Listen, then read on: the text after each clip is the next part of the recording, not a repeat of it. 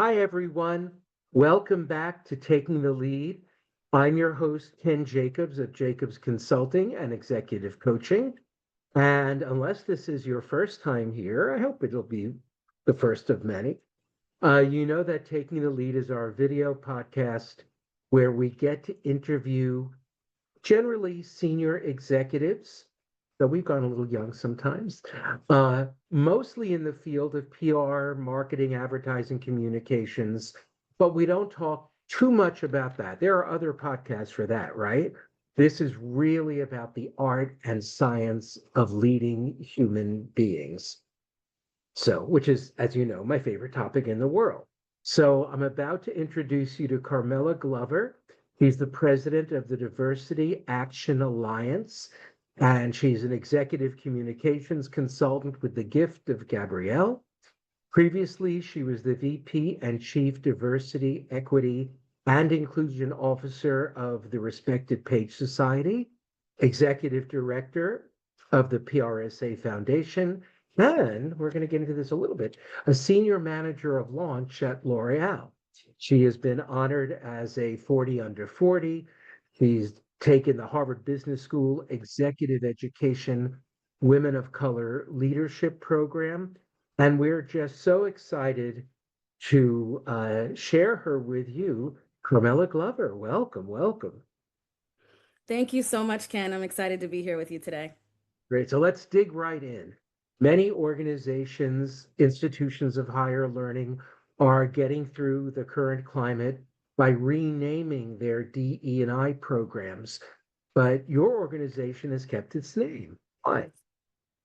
So, the Diversity Action Alliance, we send a signal to the industry. We've got enough social capital in the industry. We've been around for 7 years, since 2019, and we set the agenda for the industry.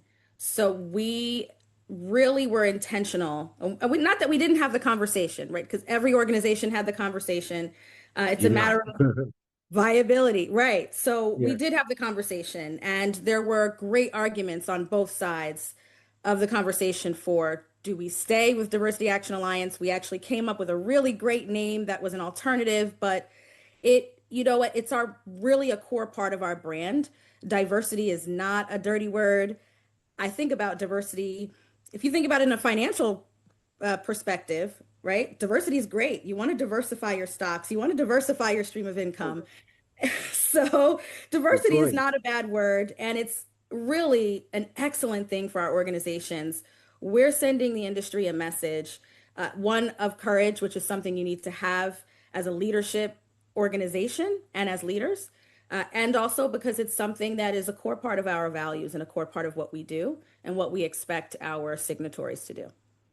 That's I'm glad you mentioned courage. Our viewers know we talk a lot about courage as a leadership skill or attribute. And I think these are times of uncertainty, even chaos. And because of that, the skill of courage, in my view, rises to the top of one that an individual leader needs to have. But I hadn't thought it about organizations. So thank you for making that important point. So has the Diversity Action Alliance modified its goals or programs or communications in light of this climate? I would say yes. We obviously had a need to adapt to what's currently happening, but I wouldn't say it's just the political climate. There are so many other things that are happening. There's AI that is, really rapidly changing every industry. In addition to what's happening politically, what's happening societally, we are always improving our programs to meet the moment and meet the needs of our members. So yes, we do change. We like to keep our scope very focused and narrow, really, so we can hit the mark. So we have changed some of our programming to make it more inclusive. I would say we got more aggressive, not less aggressive, more specific, because Hmm. even just the term diversity, equity, and inclusion can mean so many different things under each of those. So we got really specific and explicit about what we mean when we say diversity. What are we referring to? What do we mean when we're saying equity? What do we mean when we're saying inclusion? So our programs are primarily unchanged. The reason they exist is unchanged, and so none of that has changed. But we have adapted to the market, the society, and the environment politically. So yes.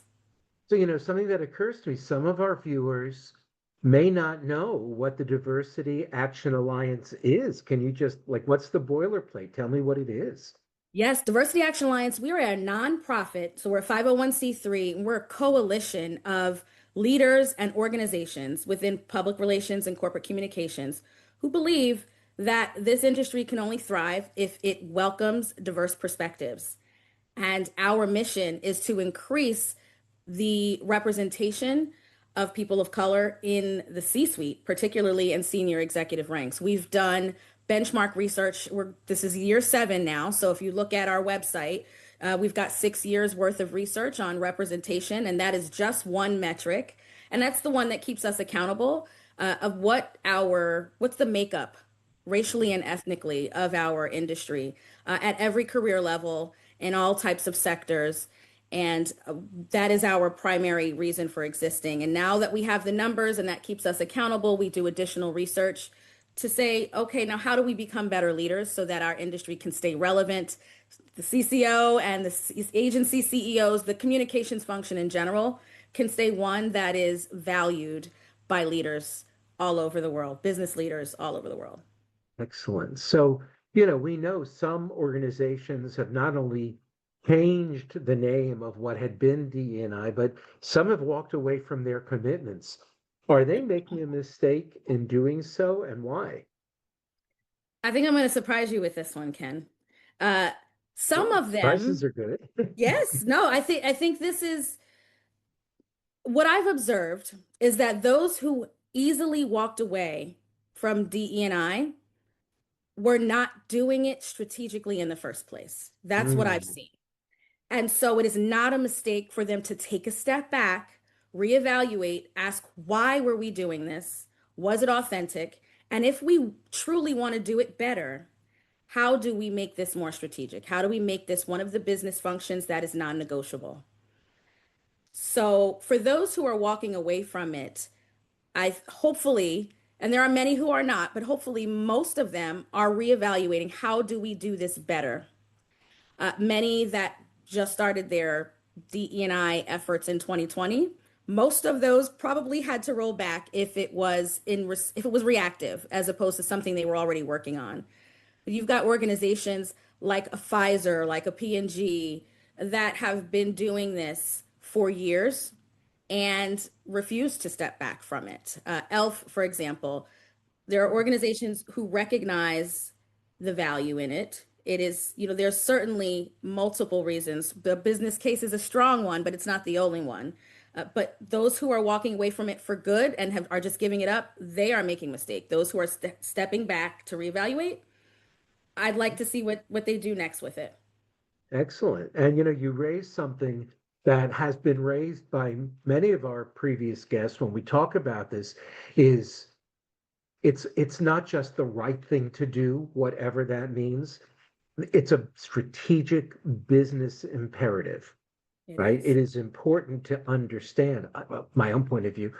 The audiences, if you're trying to get them to buy your product, then you need to, number one, understand them, and I think be committed to them, whatever that takes. So yeah, I share in that salute of P&G and Pfizer. I believe Costco's probably another one, some of the Absolutely. airlines as well. So excellent. So a little shift here. What's your best advice to PR and communications pros who want to make the jump, from practitioner to manager, and especially manager to true leader? Great question, Ken.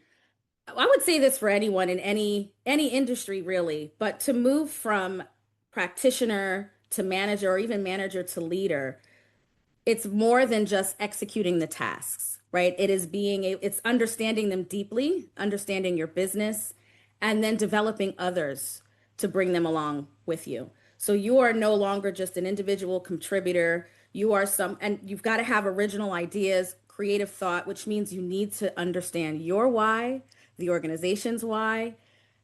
You need to understand your internal stakeholders, but mostly you need to care about creating the environment for success. And it's not just about succeeding individually, but allowing for a team, a full team to succeed.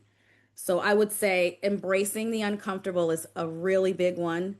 And what I say to a lot of young leaders who are moving into practitioner, from practitioner to manager, is to be yourself. Be yourself, and whatever you're thinking is more than likely on the minds of someone else, but no one's going to say it the way you are and think about it the way you do. So it's really important that you know your why. It'll be your center point when things get tough. When you move from practitioner to manager, you begin to deal with a lot more ambiguity. When you move from manager to leader, you're often on an island all by yourself, and you've got to be comfortable with that and be able to encourage people to get on the island with you. And that takes practice. It does.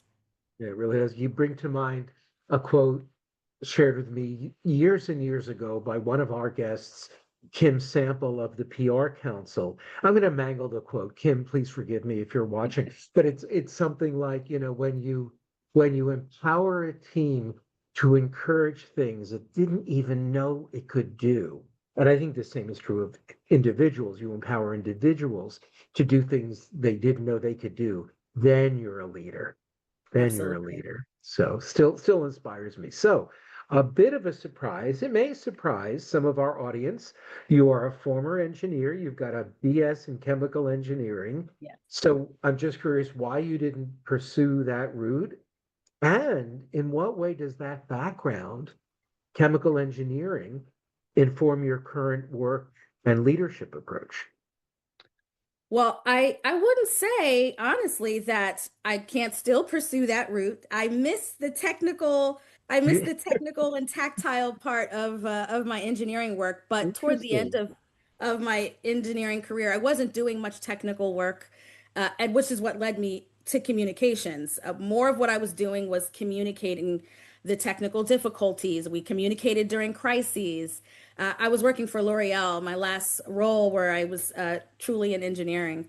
And I realized that I was doing more communication than anything else. Engineering is just problem solving. So yes, I would say I moved into communications because it is imperative in leadership, and it's not something that is natural. It's something that has to be taught for someone who has a left brain like an engineer. I was fortunate that I grew up in a household where my mom was an English teacher and Ah, my father was an accountant. So I kind of got a little bit of both. I leaned into the math and science early on, but communications stood out as something that actually helped me get promoted in my career much faster once I realized that was the missing piece. So I was super smart, great at everything I did, but could not get promoted and could not figure out why. And when I put the pieces together, effective communication was it. interesting. You raise a lot of points about leadership, and quite often it's not about PR skills per se, but I think it is about problem solving. It is about communicating, and that not just to external audiences, but up, down, across. Um, that's such an important part of leadership. And I think now, especially being able to lead through change, being able to lead through change is as or more important. Well, really, to be a leader, I think more important than merely the PR skills, right? Those are just table stakes. But Yes. problem solving, so critical, leading through change, all those things. So my favorite question on taking the lead, please share something about Carmella Glover that we might not know from your bio or your LinkedIn profile. Might surprise us a bit. Sure. Well, let's see. I love to learn. Maybe that's obvious. I love to learn. I'm very curious. I'm an avid reader, as you can see. Yeah. I always have 10 books that I'm in the middle of. And right now I'm in the middle of Linda Hill's creative or Genius at Scale. And I because I love to learn, I play 7 different instruments. And What? yes, the most recent one is guitar. So I'm teaching myself and my daughter guitar. I started teaching myself years ago and got busy with life and work. But I play the flute, the trumpet, the tuba, the baritone, horn, the violin, the viola, and now the guitar. So That is yeah. insane. The reason I turned around, for those of you curious, that is a very unused guitar in my corner, but I keep it there to remind me, you said you were going to teach yourself again.